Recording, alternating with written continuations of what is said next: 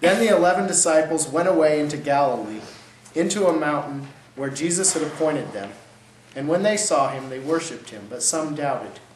And Jesus came and spoke to them, saying, All power is given unto me in heaven and on earth. Go ye therefore and teach all nations, baptizing them in the name of the Father, and of the Son, and of the Holy Spirit, teaching them to observe all things that I have commanded you. And lo, I am with you always, even till the end of the age. The word of the Lord. Today is the second in a three-part sermon series that addresses three basic questions about the church. Who are we? What do we believe? And what do we hope to become? When I talked about this last week, this question of who are we, I mentioned that our denominational affiliation is a central part of who we are and what we believe. Yet I also pointed out that only about half of us grew up with this tradition. All of us have different experiences, even those in the tradition. To be brethren in the 1950s is to be different than in the 70s or the 1990s. To grow up in Lancaster County, Pennsylvania is different than Shenandoah Valley, Virginia, or northern Indiana, or Iowa, or Arizona, or North Carolina, or any of the other places that we have called home. Therefore, it remains important for this congregation to work to define and affirm what it collectively believes as a church. Nothing can be assumed, for we all come from different places. At this point, some might suggest that I pass out one of those cool tracts on what it means to be brethren. Maybe we simply say that we affirm our denomination's tagline, continuing the work of Jesus, peacefully, simply, and together. Perhaps each of you grabs one of these books. We read through them and we say, yes, we affirm these words and we adopt them as our own. But if we do that, we may be headed down a dangerous road. When we take the work of others and simply call it our own, we have a tendency to take it for granted, to not appreciate it, to maybe not take it to heart as we should. I see this pitfall play out in small businesses when they are simply passed from one generation to the next. I saw this firsthand in Dayton. One of the original 12 ServiceMaster franchises in the entire country was a man named Hess in Dayton. He started his franchise from scratch, just one of the original pioneers in the industry. And he began to grow that business and to continue to work and work and grow and work.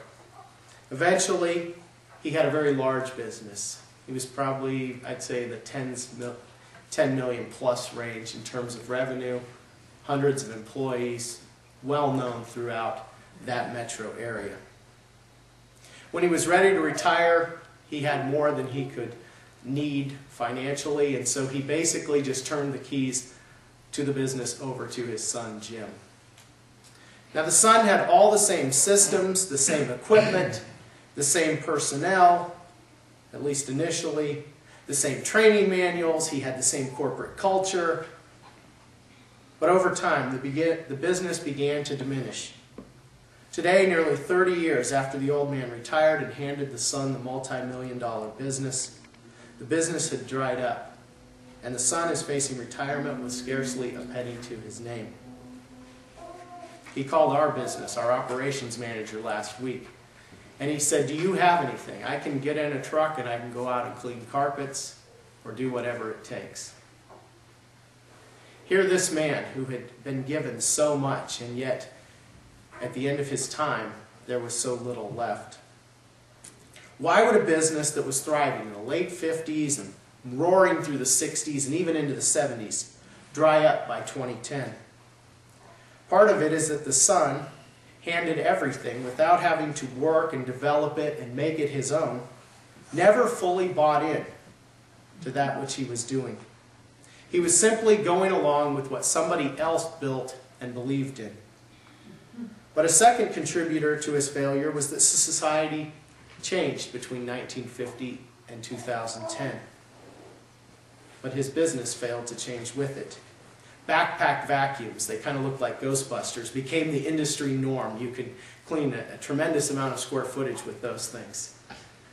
But Jim continued to believe that the old canister vac that you kind of drug behind you and did that way was the way to go. He refused to change chemicals. In society, we're going more and more toward green. We're looking more and more toward indoor air quality, making sure that people with allergies and sensitivities can breathe properly. But Jim refused. The old chemicals worked fine. They worked fine back then, and they'll work fine now. I've been to his office, and it's like a museum to something in the past. You see all the old equipment, the old marketing brochures, the old chemicals.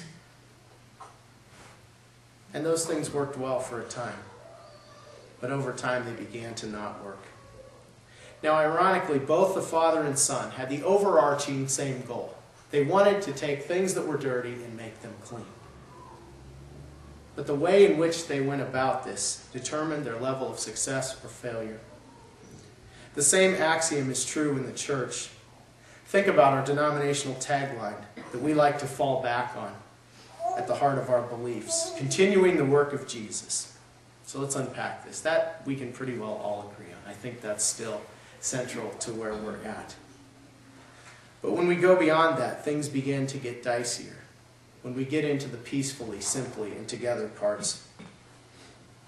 Our speaker yesterday opened by saying that every beauty pageant contestant says they want world peace. And as brethren, we often say that same thing. Yet when we look in the history of our denomination, in these books, we see a different story. We see that more than 80% of men of draft age served in World War II. Now when you think about that, some may say, well, that's the Hitler effect. That's the anomaly of this massive face of evil, and everybody stepped forward to stop that.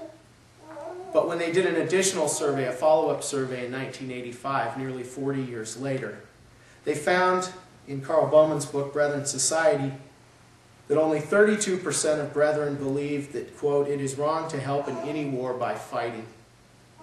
Bowman concluded that broad diversity prevents the peace witness from becoming a marker of latter-day brethrenism.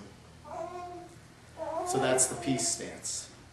The second part of our tagline is simplicity. Now this idea of simplicity is a rather new one. It's a watered-down version of the old brethren notion of nonconformity, which was much broader, which attempted to set us apart from the rest of society. To say that we are in the world but not of the world. To say that we focus on those things which are spiritual and not those things which are material. Back in the days of nonconformity, it involved plain dress, the holy kiss, the rejection of Sunday school. That was a key point back then. Not voting, so we probably wouldn't have watched the State of the Union because we had no interest in such affairs, and so forth. That was our tradition of nonconformity that has been adapted to be called simplicity. But when we look at our lives, when we look around this room, if I put most of you in a lineup with any number of other people from other faith traditions, we would struggle to point out the brethren person from the rest of the world. Our cars, our homes, our occupations place us much closer to mainstream America than they do to our nonconformity roots.